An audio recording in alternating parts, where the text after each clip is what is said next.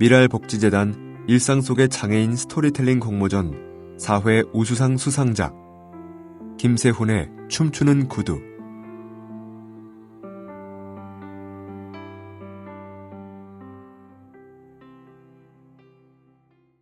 절름발이 혹은 딱새. 나의 아버지는 대체로 그렇게 불렸던 것 같다.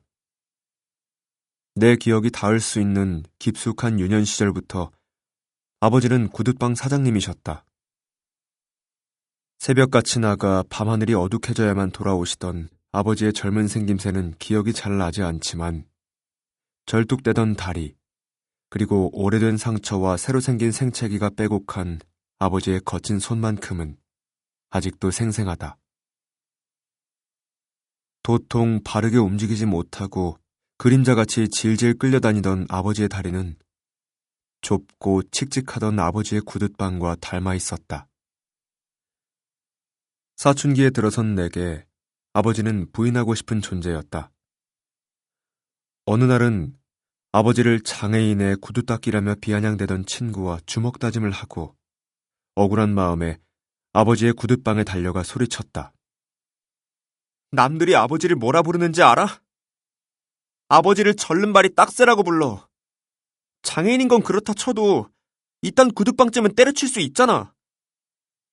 막내 아들의 철없는 투정에도 아버지는 빙그레 웃으며 말씀하셨다. 사람이 아프면 병원에 가는 것처럼 구두에게도 아프면 찾아갈 수 있는 병원이 있어야 하는 거야. 특히 아버지처럼 몸이 불편한 사람들에게 편안한 신발은 정말 소중한 거야.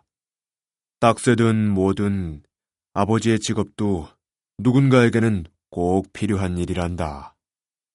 솜씨가 좋았던 아버지는 항상 손님들에게 친절하셨고 그 무엇보다 몸이 불편한 사람들이 신는 특수화까지 수선해 주셨던 아버지의 구둣방은 나의 심술궂은 바람과는 상관없이 나날이 손님들로 북적댔다. 하지만 여전히 나는 친구들의 아버지와 다른 내 아버지가 부끄러웠다. 내가 아버지의 키를 훌쩍 뛰어넘을 만큼 자라 고등학생이 되었을 때 아버지의 몸은 이상신호를 보내왔다. 매일 작은 구둣방에서 구슬땀을 흘리던 아버지의 심장은 시커먼 구두약과 여러 가지 약품들로 서서히 얼룩지고 있었던 것이다. 그럼에도 불구하고 아버지는 여전히 매일 아침 구둣방으로 발걸음을 옮기셨고 그런 아버지의 모습은 내 사춘기의 마침표가 되었다. 그때부터 나는 학교 수업이 끝나면 아버지의 구둣방으로 향했다. 그리고는 아버지가 가장 벅차하시던 수선이 완료된 신발을 주인에게 배달하는 일을 도왔다. 말끔하게 수선된 깨끗한 신발을 새신인 듯 신어보며 즐거워하는 사람들, 살짝 미소까지 짓는 신발 주인들의 모습에 딱새든 뭐든 누군가에게는 꼭 필요한 일이라던 아버지의 말이 조금씩 이해가 되었다. 그때 처음으로 부끄럽게만 느껴지던 내 아버지의 직업이 가지고 있는 보람과 기쁨을 알 것만 같았다. 그렇게 나는 좁고 칙칙하게만 느껴졌던 아버지의 일터에서 부끄럽게만 느껴졌던 아버지를 보며 점차 어른이 되어갔다. 시간이 흘러 나는 대학에 입학했고 얼마 지나지 않아 영장을 받게 되었다. 훈아, 이 두 구두 중 하나만 골라봐라. 훈련소로 떠나기 며칠 전 구둣방에 들른 내게 아버지께서 다 낡은 구두와 새 구두 하나씩 손에 들고서 말씀하셨다. 나는 한치의 망설임도 없이 반짝이는 새 구두를 택했다. 하지만 내게 아버지는 외려 낡은 구두를 번쩍 들어 보이며 말씀하셨다. 아버지 생각은 좀 달라. 새 구두는 폼나고 멋지게 보일지 몰라도 내 발에 맞게 길이 난 편한 낡은 구두보다 못하다고 생각하거든. 그리고 내 눈을 바라보며 웃으셨다. 누군가는 더럽고 냄새나는 구두를 만지는 일이라 놀리지만 내게는 참 소중한 일이야.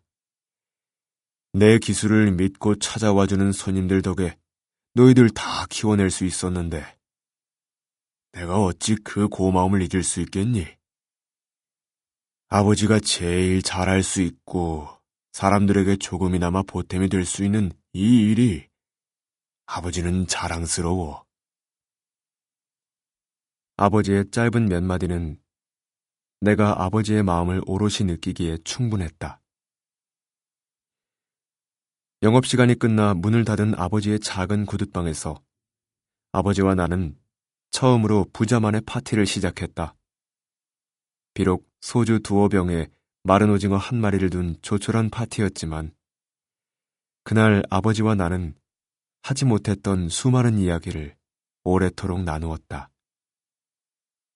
얼큰하게 취기가 오르신 아버지는 갑자기 내게 춤추는 구두를 보여주겠노라 말씀하셨다.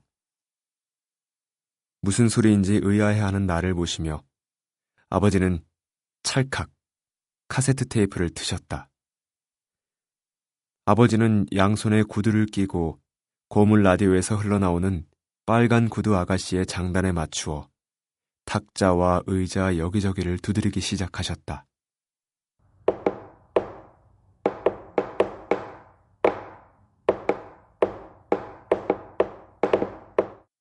아버지의 살뜰한 솜씨로 마치 새신처럼 단장한 낡은 구두는 음악에 맞추어 신나고 경쾌하게 춤을 추고 있었다. 아버지와 나는 그 장단에 어우러져 밤이 새도록 노래를 부르고 들썩들썩 어깨춤을 추었다. 아버지와 나 단 둘만의, 아니 구두 한 켤레도 함께였던 파티의 짙은 여우는 입대를 한 후에도 오랫동안 나에게 남아있었다. 아버지와 떨어져 지내는 시간이 길어질수록 아버지를 부끄러워하고 원망했던 지난 날들이 뼈저리게 후회되었다. 그리고 사랑하는 아버지의 사진을 매일 들여다보며 제대하면 세상의 어느 아버지보다 훌륭한 나의 아버지께 당당한 아들이 되리라 다짐하고 또 다짐했다. 하지만 아버지는 기다려주지 않으셨다. 아버지를 만나길 고대하며 기다리던 100일 휴가를 채 나오기도 전에 아버지는 심장병으로 세상을 달리하셨다. 아버지는 한 켤레의 구두에도 늘 정성을 다하셨다. 시장의 한 구석, 탁한 공기로 가득 찬 좁고 칙칙한 구둣방에서 아버지는 온전치 못한 다리를 부여잡고 누군가의 불편함을 덜어주기 위해 피땀을 흘려가며 구두를 수선하셨다. 그리고 이 구두들이 사랑하는 가족들에게 행복을 가져다 주길 바라며 구두 한 켤레 한 켤레를 광택내셨다.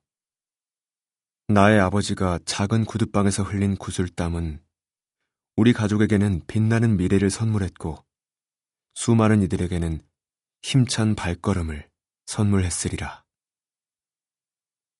내 아버지는 장애인이셨다. 사람들의 따가운 시선이 무서워 어린 시절부터 땅을 보고 걸었다는 나의 아버지.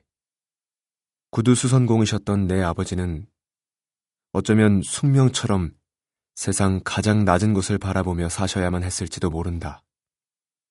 하지만 내게 아버지는 그 누구와도 비교할 수 없는 자랑스러운 아버지이다. 나는 안다. 구두를 닦고 수선하는 일을 당신의 천직이라 생각하시며 그 일을 사랑하고 자랑스러워 하시던 내 아버지는 건강하게 다시 태어난다 해도 구두 수선공의 길을 택하시리라는 것을. 제 주인의 삶의 무게를 고스란히 안고 달려온 낡고 아픈 구두들을 안타까워하시며 세상의 모든 구두를 춤추게 만들기 위해 또다시 구슬땀을 흘리실 것을. 그렇다면 나도 구두 수선공인 내 아버지의 아들로 태어나 또다시 춤추는 구두들 사이에서 아버지와 함께 멋진 파티를 열고 싶다.